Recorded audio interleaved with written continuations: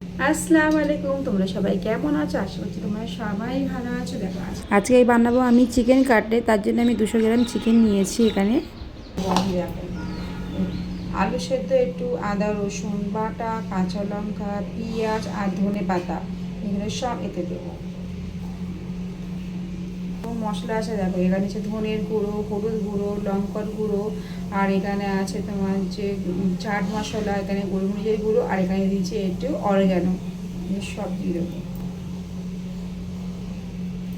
দিয়েছি রুটি, এই কুয়াটা রুটি ছিল আমার ঘরে, তো কুয়াটা রুটিটা দিয়েছি। তো তোমাদের কাছে যদি থাকে তোমার যে স্লাইস রুটিও তোমরা দিতে পারো, ঠিক আছে। এটা আমি কুয়াটা রুটিগুলো দিই। আমি দেবো 2 চামচ তেল,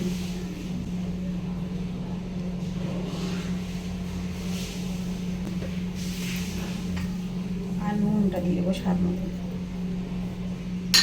আর দিচ্ছি 2 চামচ টক দই।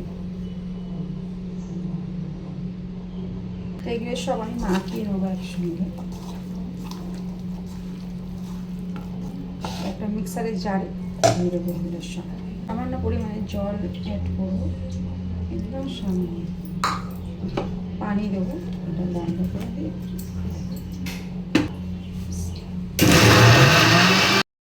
এখানে আমার মিক্সারের জারটা চেঞ্জ করে নিয়েছি, যেহেতু এখানটায় মিক্সারের জারটা অনেক বড় হয়ে গেছিলো আর তাতে বাটা হচ্ছিলো না, তাই জন্য ছোটো জারটা নিয়ে ওতে বাটলাম। তো অল্প অল্প করে নিয়ে বেটে নিয়েছি। দেখো এখন মিহিন হয়ে গেছে। এতে আমি দিয়ে দিলাম একটুখানি সব বার করে নিয়ে এতে দিয়ে দিলাম এটা গরম মশলার গুঁড়ো, আর এতে দিচ্ছি আমি একটু মেয়োনিজ আর তোমার যে টমেটোর সস দিয়ে ভালো করে মাখিয়ে নেবো এটা।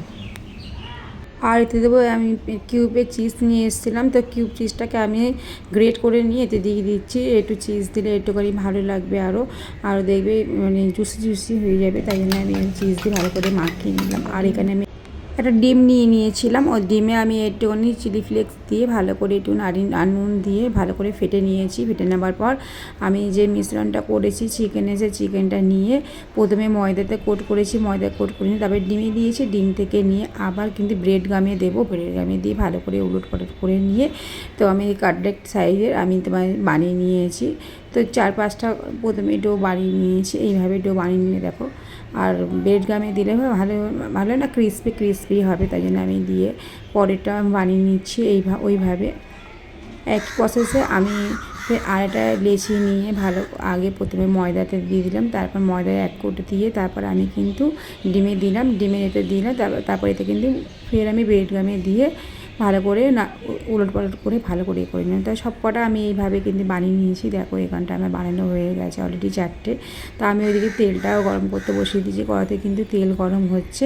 তো তোমরা এইভাবে কিন্তু বানিয়ে দেখবে। দেখো তাও তেলটা আমি গরম করতে বসিয়ে দিয়েছি। তো এখানে এখনও তেলটা ভালোভাবে কিন্তু গরম, একদম বেশি গরম না আর একদম কিন্তু ঠান্ডা না, তো মিডিয়াম গরম হচ্ছে। তারপরে আমি এক করে সব ছেড়ে দিচ্ছি এতে।